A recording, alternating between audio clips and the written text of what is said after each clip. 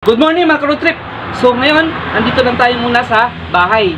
So naandito ako para gumawa ng waterfalls para sa mga swordtail ko. So try kong gumawa. Hindi naman ako professional para sa mga ganitong klaseng project. So try ko lang kung kaya ko.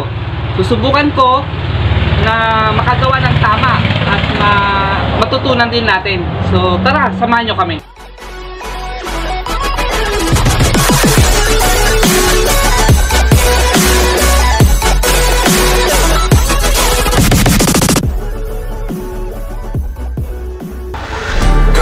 Solve problems and you just never solve them, cause you always in drama.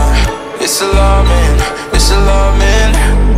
girl, I just need clarity. Can you just let me breathe? Oh, I don't wanna let you in, but it's too late now. So ayan mga road trip, andito tayo sa may gagawin nating project, ang waterfalls. So ayan yung mga isda ko, yung swordtail. So ayan siya. Ayan. Isang araw nilinis ko na to. So nag-drain kami. Nilagyan namin ng sealant. Yung may leak kasi siya. Yung leak niya, ayan o. Nilagyan ko ng sealant nandito. So suspect ko lang baka na dyan dumadaan yung tubig. So try ko lalagyan ulit siya mamaya ng tubig. Ayan. Baka sakaling wala na siyang leak. So ngayon, since na-drain ko siya, ang gagawin ko ngayon ay lalagyan ko siya ng DIY na waterfalls. So doon sa bandaron. So ayan. So ang kailanganin natin dito sa paggawa ng waterfalls ay ito, yung malalaking bato. So ito, malalaking bato. Tsaka syempre yung pebbles. Yan. Yan, maraming pebbles ang kailangan natin dyan. Tsaka yung malalaking bato na to. And then kailangan, syempre ang kailangan nating isa pa ay ang, so yan siya. Ito jug, itong banga na to. Kailangan natin itong banga na to. Ang laki, diba? So ito, nandito yung mga breeder ko. Ito ang tuxedo. Dito ko nilalagay yung mga breeder ko ng tuxedo. So dito sa labas niya na makikita nyo, may mga baby siya dyan. So kinukuha ko lang siya dyan pagka nanganak na sila. So kinukuha ko yung mga anak niya dito. So andyan yung mga breeder ko. So gagamitin natin tong bangha na to para magkaroon tayo ng maliit na waterfalls. Tapos syempre ito ang kakailanganin pa natin. Ayan. So ito.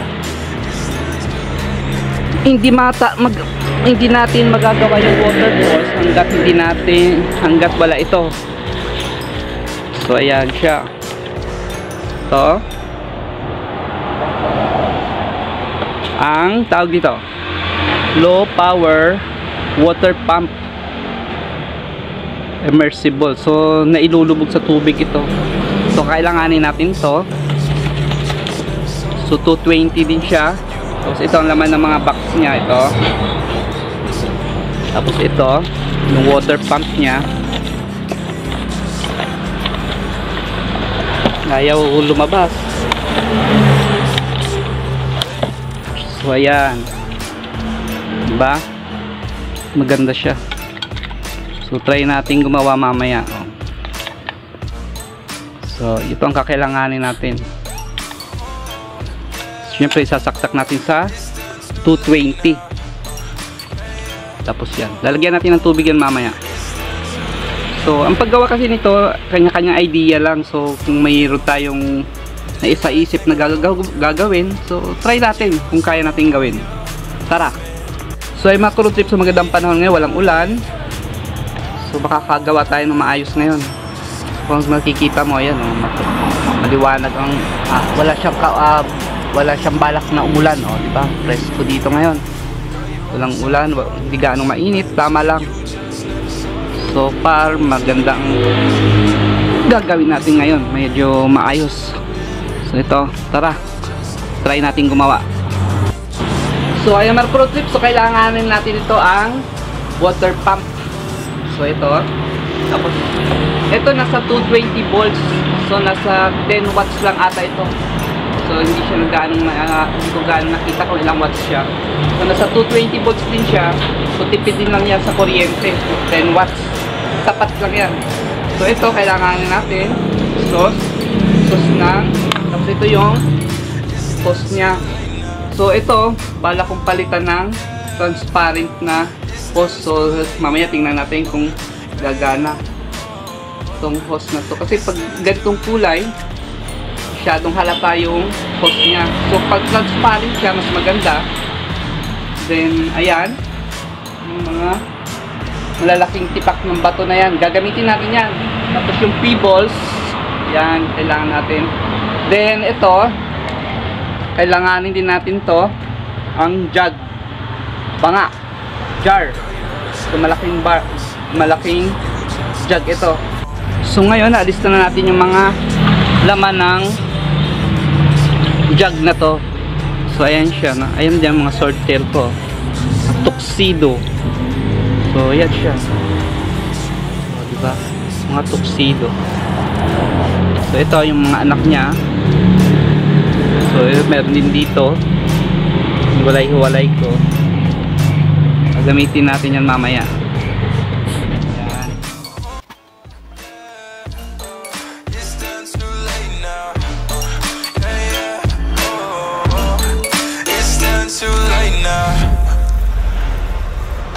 Fuck you. Did you really think I loved you? It's like you always wanna argue with me. God, don't be naive. I don't wanna leave, but you just can't keep me focused. Only reason why I left is the heart is frozen. Girl, you always solve problems, and you just never solve them. Cause you always in drama. It's alarming, it's alarming. Girl, I just need clarity. Can you just let me breathe? Oh, I don't wanna let you in, but it's too late now.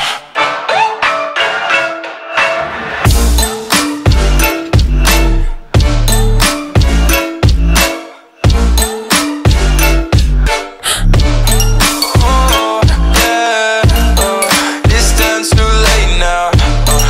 Yeah, yeah, oh, it's done too late now. So ay mga pro trip, halos 80% gawa na itong project natin.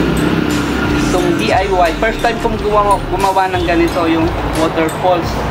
So dito, kaya may screen siya, kasi meron tayong tuxedo. May breeder ng tuxedo sa loob. So nilagay ko ng screen para hindi yung anak niya, yung mga anak ng tuxedo hindi mahulog. So nilagyan natin ng screen para nandun siya. So dito naman sa baba na to, so sa area na to, kapag ganyan, yan yung sword tail ko naman ang nilalagay ko dito, yung sword tail. Ayan. So ito, pagtapos na rin siya, so ang gagawin na natin, lalagay natin ng konting dekorasyon, yung mga halaman na lalagay natin. So ayan mga tulog tip, ididikit natin itong mga to. So ayan, idikit natin yung mga bato na to para hindi siya bumagsak. Lagyan natin ng mga pandikit yung bawat dulo niya.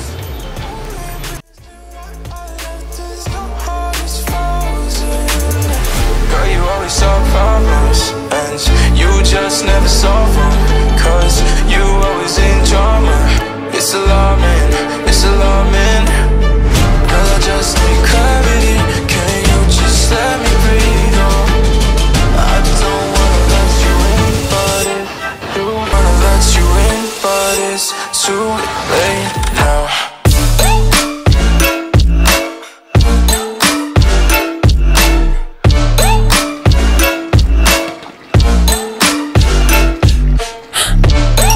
Oh, yeah, oh,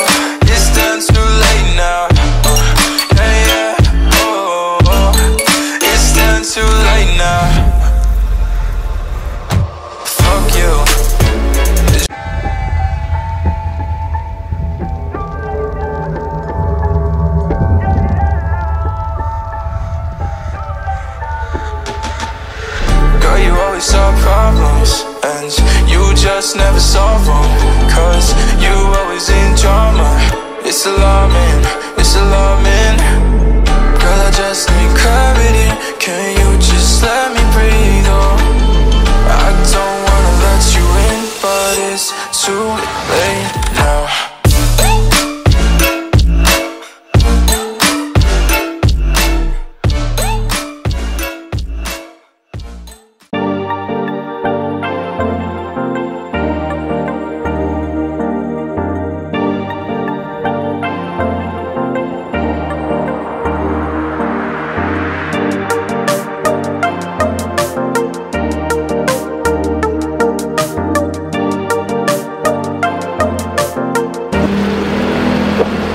Mga road trip, after 2 days natapos din natin ang ating project, ang mini waterfalls, so para sa ating mga swordtail.